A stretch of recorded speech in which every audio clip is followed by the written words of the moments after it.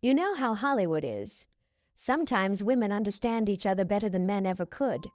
And a few of my friendships, well, might have been a bit more intimate than people assumed.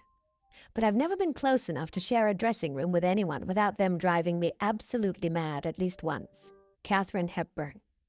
With her cool, mesmerizing beauty and magnetic presence, captivated countless men, from Howard Hughes to Spencer Tracy. But strangely, despite a string of legendary romances, Hepburn never married again because she carried a secret no one ever expected. Hepburn once loved women, not just one, but 7. These were powerful, alluring, and enigmatic figures within the entertainment industry at the time. Yet in the final years of her life, Hepburn chose to break her silence, as those hidden relationships had left wounds too deep to ignore. Who were these women? And why did they leave Hepburn with such secrecy and resentment?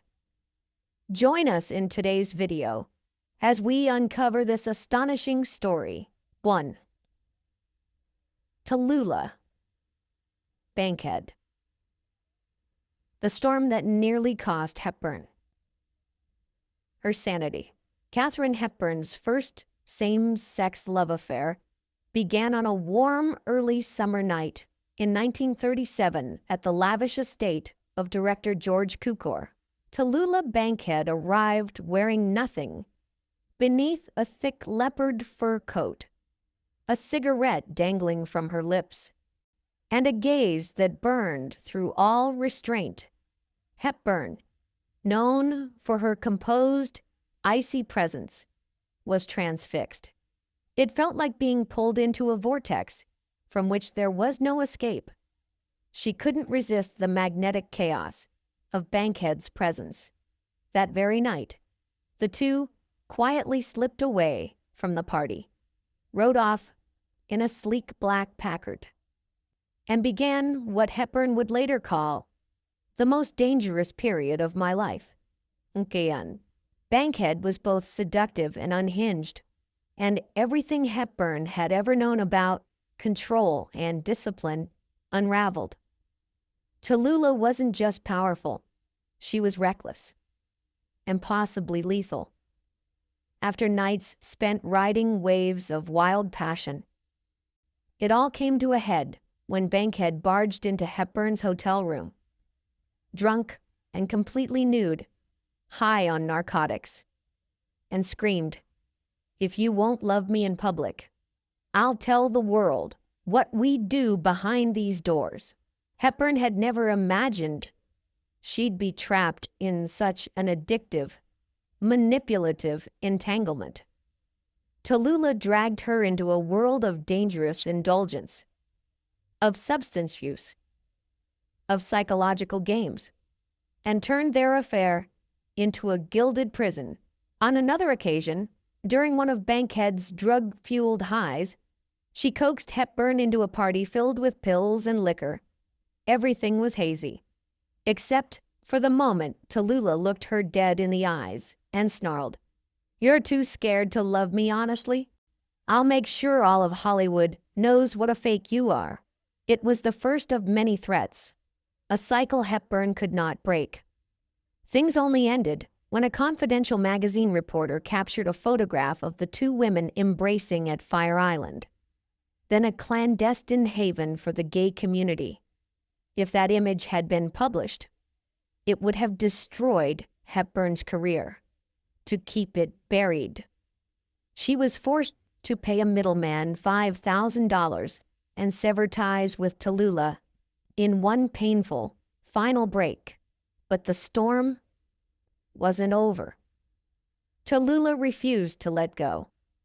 She began sending scattered letters to directors, journalists, even to Spencer Tracy, accusing Hepburn of drug-fueled coercion and emotional abuse.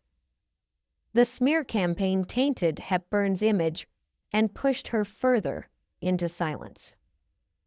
After the scandal, Hepburn never spoke Tallulah's name again. But, though she had escaped the storm, she had no idea that the next woman would break her heart even more. A woman with eyes like ice and a heart that would never let her in. 2. Joan Crawford, the woman who bartered Hepburn's love for public favor. Katharine Hepburn and Joan Crawford were no strangers to fierce clashes in Hollywood. On screen and off, they were bitter rivals, fighting for prestigious roles, competing for the top star spot at MGM. They didn't just battle in casting rooms. They also vied for media attention on red carpets, even cutting off social ties to outshine each other in the public eye. But everything changed one night in 1939 during a grueling 18-hour film shoot for an orphan charity campaign. That evening, something no one could have imagined happened between two women thought to be sworn enemies. An unexpected kiss occurred in the dressing room. That moment was a shock to them both.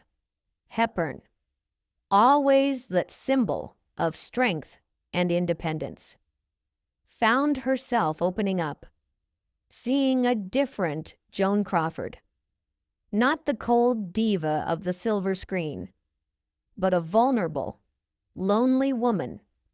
With tears behind her makeup, Hepburn felt something stir inside her. Sympathy. Maybe love. But to Joan Crawford, it was all a game. The morning after, a journalist from Movie Mirror spotted them leaving a Palm Springs hotel in the same car. What could have been a private secret quickly turned into a threat. Instead of protecting the fragile bond that had just begun, Joan acted swiftly, calling the editor of Movie Mirror to strike a deal. She offered the magazine an exclusive excerpt from her unpublished memoir, on one condition, that they never mention Katharine Hepburn's name. It was a brutal betrayal, one Hepburn would never forget. Though hurt, Hepburn didn't lash out. She didn't cry or show rage when a journalist brought up the matter during a private interview. In October 1940, Hepburn answered coolly, "Joan always played the strong woman well, but you only learn what a woman is truly capable of when she meets someone even stronger." After that heartbreak, Hepburn vowed never to let anyone exploit her love again. But fate wasn't finished with her. Just 1 year later, in the summer of 1941, she would meet another woman, an actress known for her sweet love letters to other women, and a little notebook she kept close, filled with the names of every lover she'd ever had. 3. Mercedes de Acosta, the woman who betrayed Hepburn from the shadows. Mercedes de Acosta may not have been a major film star, but her name was deeply entwined with Hollywood's most secretive love affairs during the 1920s and 1930s. A poet, playwright, and, perhaps most notably, one of the rare women of her era who dared to love other women openly. She lived outside the rigid norms of gender and sexuality that defined her time. Her name had long been whispered alongside icons like Greta Garbo, Marlene Dietrich, and Isadora Duncan. But her relationship with Katharine Hepburn carried a unique intensity, one laced with both passion and peril. They first met in 1932 at the premiere of a play written by de Acosta. Hepburn, fresh off the success of Alice Adams and entering the most brilliant phase of her career, was captivated by Mercedes's enigmatic, magnetic presence. Not long after, de Acosta sent her a handwritten love letter, inked on delicate French silk stationery.